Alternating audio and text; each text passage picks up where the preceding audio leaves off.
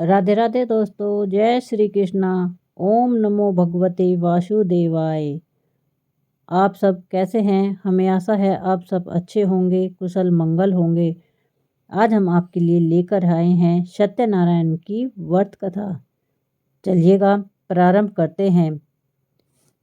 एक समय की बात है, श्री नैमिषारण्य तीर्थ में शौनक आदि 88,000 ऋषियों ने श्री सूत जी से पूछा, हे प्रभु, इस कलयुग में वेद विद्या रहित मनुष्य को प्रभु भक्ति किस प्रकार मिल सकती है तथा उनका उद्धार कैसे हो सकता है?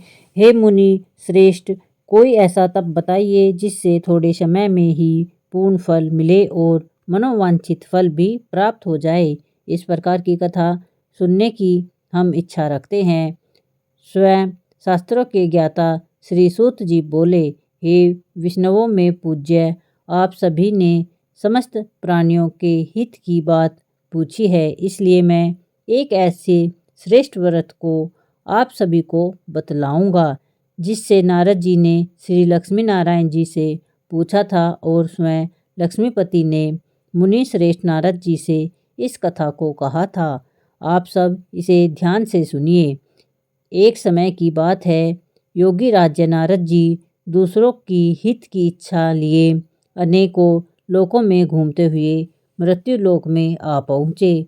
यहाँ उन्होंने अनेक योनियों में जन्मे प्राय सभी मनुष्यों को अपने कर्मों द्वारा अनेक दुखों से पीड़ित देखा। उनका दुख देख नारद जी सोचने लगे कि कैसा यत्न किया जाए जिसके करने से निश्चित रूप से मानव के दुखों का अंत हो जाए। इसी प्रकार मनन करते हुए वह विष्णु लोक में गए। वहाँ वह देवों के इस नारायण की स्तुति करने लगे, जिनके हाथों में शंख चक्र गदा और पाद्य थे और गले में वरमाला पहने हुए थे। स्तुति करते हुए नारद जी बोले, हे भगवान, आप अत्यंत शक्ति से संपन्न हैं। मन तथा वाणी भी आपको नहीं पा सकती।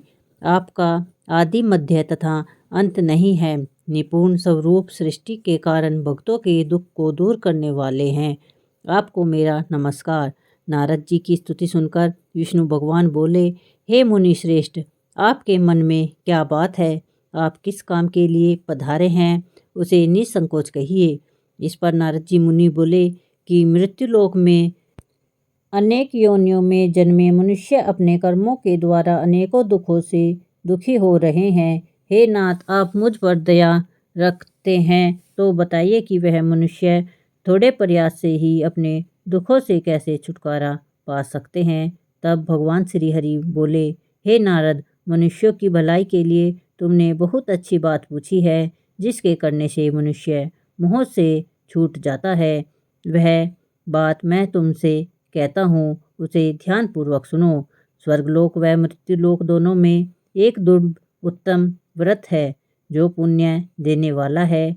आज प्रेमवश होकर मैं उसे तुमसे कहता हूँ। श्री सत्यनारायण भगवान का यह व्रत अच्छी तरह विधान पूर्वक करके मनुष्य तुरंत ही यहाँ सुख भोग कर मरने पर मोक्ष प्राप्त करता है। श्री हरि के वचन सुनकर नारद जी बोले, हे प्रभु, उस व्रत का फल क्या है और उसका विधान क्या है? यह व्रत किससे और कब करना चाहिए?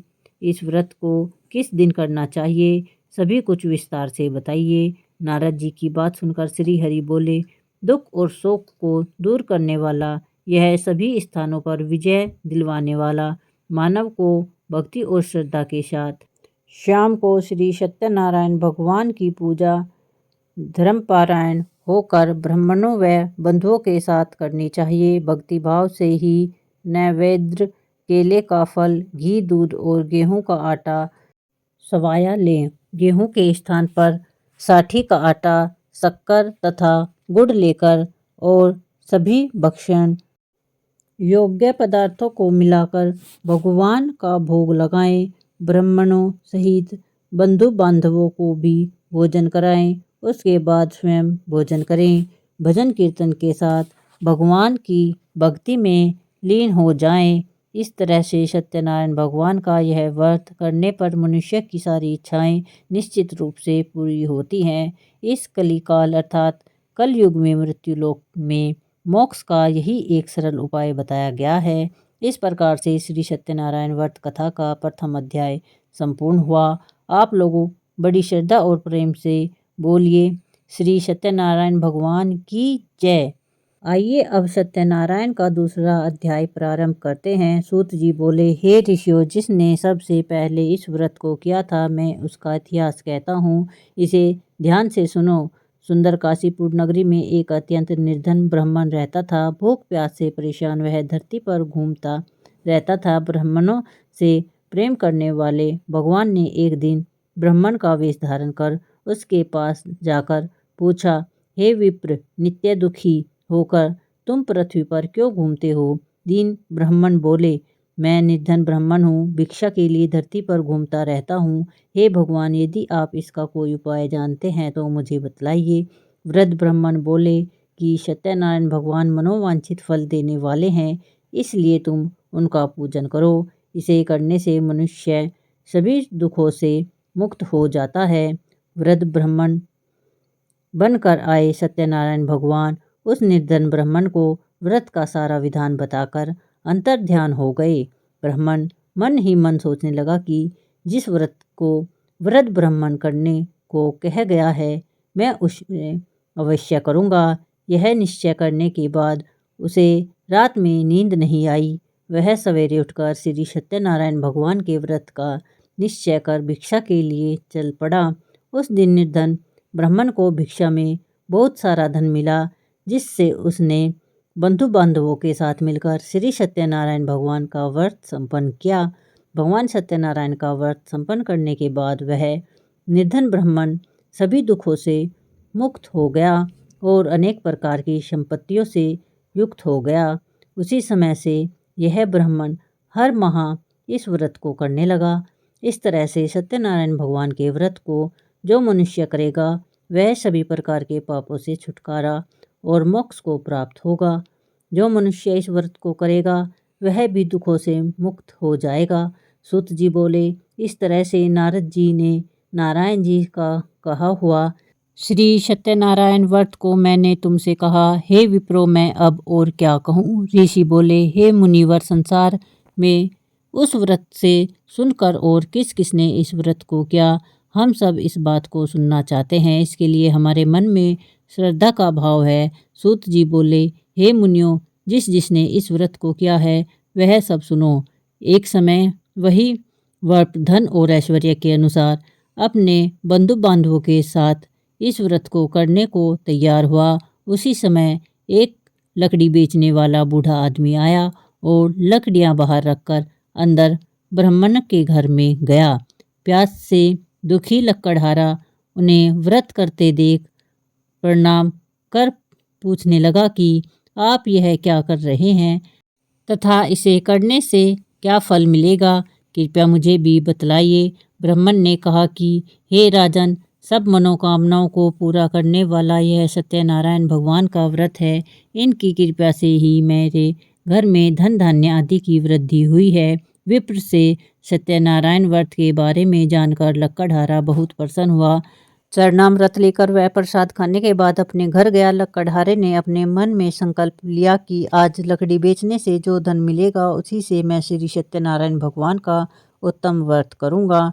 मन में इस प्रकार का विचार लेकर बूढ़ा आदमी सिर पर लकड़ियाँ रखकर उस नगर में बेचने गया जहाँ धनी लोग ज़्यादा रहते थे।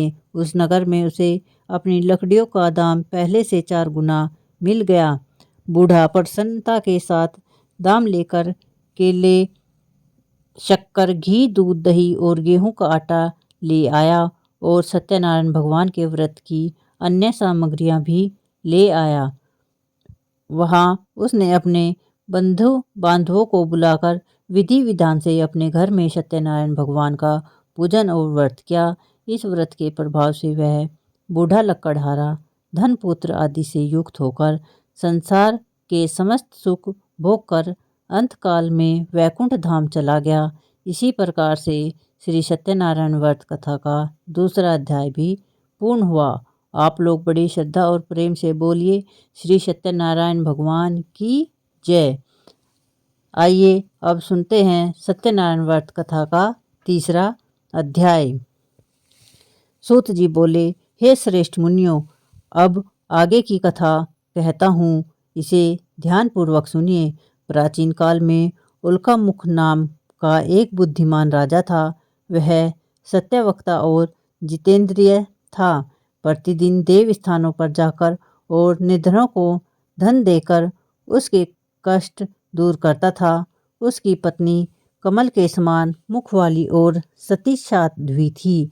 भद्र सलाला नदी के तट पर उन दोनों ने श्री सत्यनारायण भगवान का व्रत किया। उसी समय साधु नाम का एक वैश्य आया। उसके पास व्यापार करने के लिए बहुत सा धन भी था।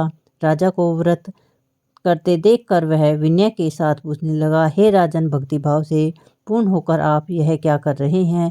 मैं सुनने की इच्छा रखता हूँ, इसलिए आप मुझे बताने का कष्ट करें।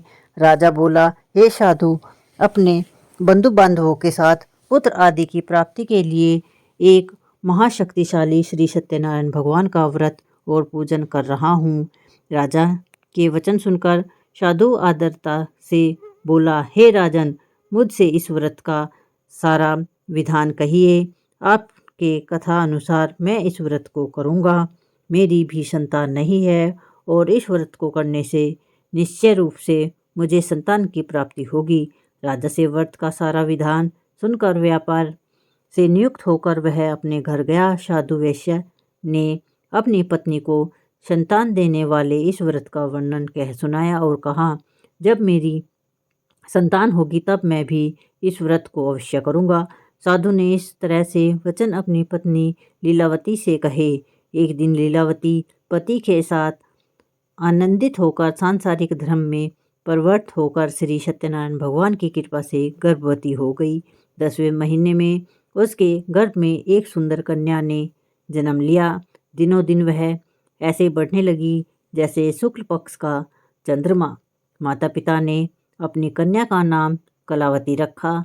एक दिन लीलावती ने मीठे शब्दों में अपने पति को याद दिलाया कि आपने सत्यनारायण भगवान के जिस व्रत को करने का संकल्प किया था उसे करने का समय आ गया है। साधु बोला, हे प्रिय, इस व्रत को मैं उसके विवाह पर करूँगा। इस प्रकार अपनी पत्नी को आश्वासन देकर वह नगर को चला गया। कुछ वर्षों के तत्पश्चात कलावती शादी के योग्य हो गई। साधु ने एक बार नगर में अपनी कन्या को सखियों के साथ देखा तो तुरंत ही पुरोहितों को बुलाया और कहा, मेरी कन्या के लिए योग्य वर देख कर आओ। साधु की बात सुनकर पुरोहित कंचन नगर में पहुंचा और वहां देखभाल कर लड़की के लिए सुयोग्य वर ढूंढा। साधु ने बंधु बांधवों को बुलाकर अपनी पुत्री का विवाह कर दिया।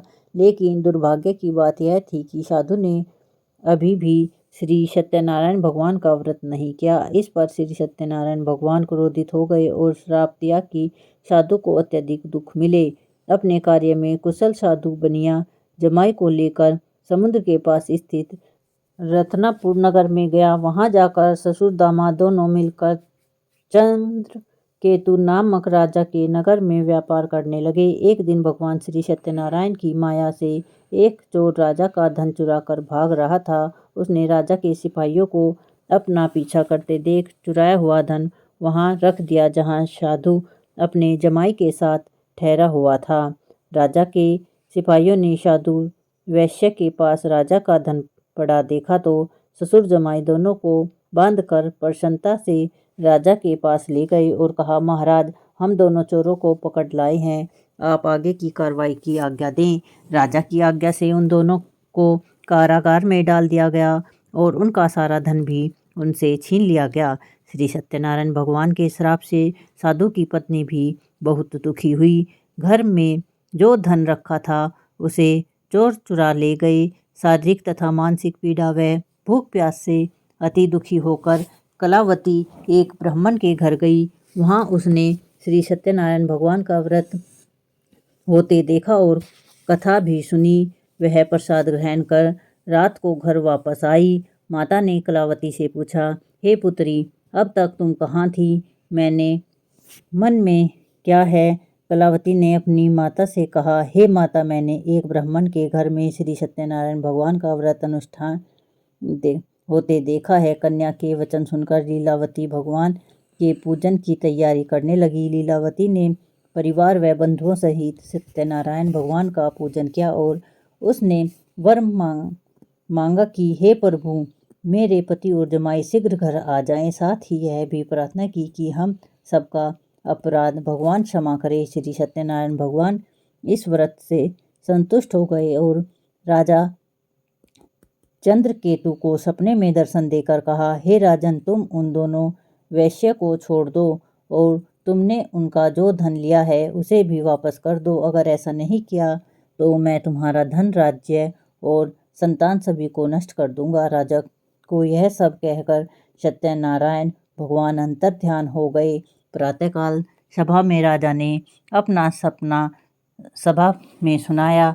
वक्षपुत्र को कैद से मुक्त कर सभा में लाओ। दोनों ने आते ही राजा को प्रणाम किया। राजा अत्यंत मधुर वाणी में बोला, हे महानुभावों, दुर्भाग्य से ऐसा कठिन दुख तुम्हें प्राप्त हुआ है, लेकिन अब तुम्हें कोई भय नहीं है। ऐसा कहकर राजा ने उन दोनों को नए वस्त्र और आभूषण पहनाए और जितना धन उनका लिया था उससे 2 गुना धन वापस कर दिया। दोनों वैश्य अपने घर को चल दिए। इस प्रकार से श्री सत्यनारायण व्रत कथा का 3रा अध्याय यहीं पर संपूर्ण हुआ।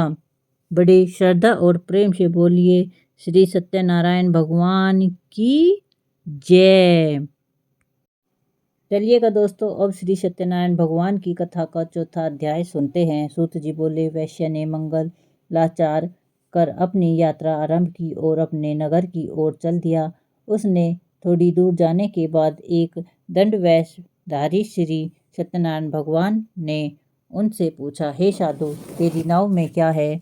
व्यापारी हंसता हुआ बोला, हे दंडी, आप क्यों पूछते हो? क्या धन लेने की इच्छा है? मेरी नाव में तो बेल और पत्ते भरे हुए हैं। वैश्य के कठोर वचन सुनकर दंडी बने श्री सत्यनारायण भगवान बोले, तुम्हारे वचन सत्य हो। दंडी ऐसा वचन कहकर वहां से दूर चले गए और कुछ दूर जाकर समुद्र के किनारे बैठ गए। दंडी के जाने के बाद साधु वैश्य ने नित्य क्रिया के पश्चात नाव को ऊंची उठती देखकर आश्चर्यचकित हो गए और नाव में बेल पत्ते आदि देख वह मूर्छित हो वहीं पर गिर पड़ा।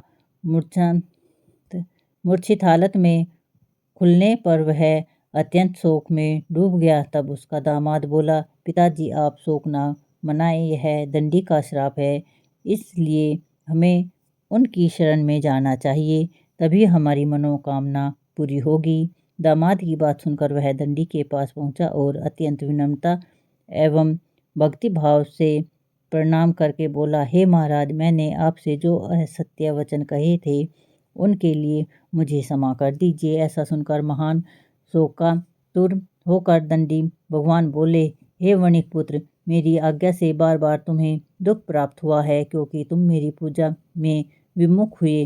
साधु बोला, हे प्रभु, आपकी माया से ब्राह्मण आदि देवता सभी आपके रूप को नहीं जानते। प्रभु, मैं तो अज्ञानी हूँ, कैसे जान सकता हूँ? आप प्रसन्न होइए प्रभु, अब मैं अपनी सामर्थ्य के अनुसार आपकी पूजा करूँगा। हे प्रभु, मेरी रक्षा कीजिए और पहले के समान नौका में धन धान्य भर दीजिए। साधु वैश्य के भक्तिपूर्ण वचन सुनकर भगवान प्रसन्न हो गए और उसकी इच्छा अनुसार वरदान देकर अंतर्ध्यान हो गए। ससुर जमाई जब लौटे तो नाव धन से भरी हुई थी। फिर वही अपने अन्य साथियों के साथ श्री सत्यनारायण भगवान का पूजन कर अपने नगर को चल दिए। जब नगर के नज़दीक पहुँचे तो दूत को घर पर खबर करने के लिए भेज दिया। दूत साधु की पत्नी को प्रणाम कर कहता है कि हे माता, स्वामी अपने दामाद सहित नगर के निकट आ गए हैं। दूत की बात सुन साधु की पत्नी लीलावती ने बड़े हर्ष के साथ श्री सत्यनारायण भगवान का पूजन कर अपनी पुत्री कलावती से कहा, हे पुत्री, मैं अपने पति के दर्शन को जा रही हूँ, तू कार्य पूर्ण कर शीघ्र आ जाना। माता के ऐसे वचन सुनकर कलावती जल्दी से प्रसाद छोड़कर अपने पति के पास चली गई। प्रसाद की अवज्ञा के कारण श्री सत्यनारायण भगवान रुष्ट हो गए और नाव सहित उसके पति को पानी में डुबो दिया। कलावती अपने पति को वहां ना पाकर रोते हुए जमीन पर गिर गई। नाव को डूबा हुआ देख और कन्या को रोता हुआ देख साधु दुखी होकर बोला, हे प्रभु, मुझसे तथा मेरे परिवार से जो भी भूल हुई है उसे क्षमा करें। साधु के दीन वचन सुनकर श्री सत्यनारायण भगवान प्रसन्न हो गए और आकाशवाणी हुई, हे साधु, तेरी कन्या मेरे प्रसाद को छोड़कर आई है, इसलिए उसका पति अदृश्य हो गया है। यदि वह घर जाकर प्रसाद खाकर लौटे तो उसे इसका पति अवश्य मिल जाएगा। ऐसी आकाशवाणी सुनकर कलावती घर पहुंचकर प्रसाद ग्रहण करने लगी और फिर आकर अपने पति के दर्शन करती है। इसके बाद साधु अपने बंधु बांधवों सहित श्री सत्यनारायण भगवान का विधि विधान से पूजन करता है। इस लोक का सुख भोगने के बाद अंत में स्वर्ग जाता है। इस प्रकार से श्री सत्यनारायण भगवान व्रत कथा का चौथा अध्याय भी संपूर्ण हुआ। बड़े ही श्रद्धा और प्रेम से बोलिए श्री सत्यनारायण भगवान की जय। आइए अब श्री सत्यनारायण भगवान की कथा का 5वां अध्याय प्रारंभ करते हैं। सूत जी बोले, हे ऋषि, मैंने और भी एक कथा सुनाता हूँ, उसे भी ध्यानपूर्वक सुनो। प्रजापालन में लीन तुंगध्वज नाम का एक राजा था। उसने भी भगवान का प्रसाद त्याग कर बहुत दुख सहन किया। एक बार वन में जाकर वन्य पशुओं को मारकर वह वट के पेड़ के नीचे आया। वहां उसने ग्वालों को भक्ति भाव से अपने बंधुओं सहित सत्यनारायण भगवान का पूजन करते हुए देखा। अभिमानवश राजा उन्हें देखकर भी पूजा स्थल पर नहीं गया और न ही उसने भगवान नमस्कार किया। ग्वालों ने राजा को प्रसाद दिया, लेकिन उसने वह प्रसाद नहीं खाया और प्रसाद को वहीं छोड़कर अपने नगर को चला गया। जब वह नगर में पहुंचा तो वहां सब कुछ तहस नहस हो चुका था। वह राजा शीघ्र ही समझ गया कि यह सब भगवान ने ही किया है। वह दोबारा ग्वालों के पास पहुंचा और विधि पूर्वक पूजा करके प्रसाद खाया तो श्री सत्यनारायण भगवान की कृपा से सब कुछ पहले जैसा हो गया। दीर्घ काल तक सुख भोगने के बाद मरणोपरांत उसे स्वर्गलोक की प्राप्ति हुई। जो मनुष्य परम दुर्लभ इस व्रत को करेगा अथवा सुनेगा, भगवान श्री सत्यनारायण की अनुकंपा से उसे धन धान्य की प्राप्ति होगी। सत्यनारायण भगवान की कृपा से निर्धन धनी हो जाता है और दुर्बल बलवान हो जाता है। संतानहीन मनुष्य को संतान प्राप्त हो जाती है और सारे मनोरथ पूर्ण होने पर मानव अंतकाल में वैकुंठ धाम को जाता है। सूत जी बोले, जिन्होंने पहले इस व्रत को किया अब उनके दूसरे जन्म की कथा भी सुनाए। सतानंद नामक ब्राह्मण ने सुदामा के रूप में जन्म लेकर भगवान श्री कृष्ण की भक्ति का मोक्ष प्राप्त किया।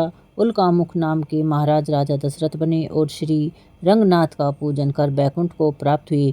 साधु नाम के वैश्य ने धर्मात्मा व सत्य प्रतिज्ञा राजा मोरध्वज बनकर अपने पुत्र को आर्य से चिरकर मोक्ष को प्राप्त हुए। महाराज तुंगध्वज स्वयं भूमनु हुए। उन्होंने बहुत से लोगों को भगवान की भक्ति में लीन कर मोक्ष प्राप्त किया। लकड़हारा भील अगले जन्म में निषाद राजा हुआ, जिसने भगवान श्री राम के चरणों की सेवा कर मोक्ष प्राप्त किया। इस प्रकार श्री सत्यनारायण व्रत कथा का 5वां अध्याय संपूर्ण हुआ। बड़ी ही श्रद्धा और प्रेम से बोलिए श्री सत्यनारायण भगवान की जय।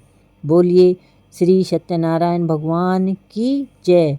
सभी सुनने वालों और कहने वालों की पूरी सत्यनारायण व्रत कथा का निहितार्थ यह है कि लौकिक एवं पारलौकिक हितों की साधना के लिए मनुष्य को सत्य आचरण का व्रत लेना चाहिए।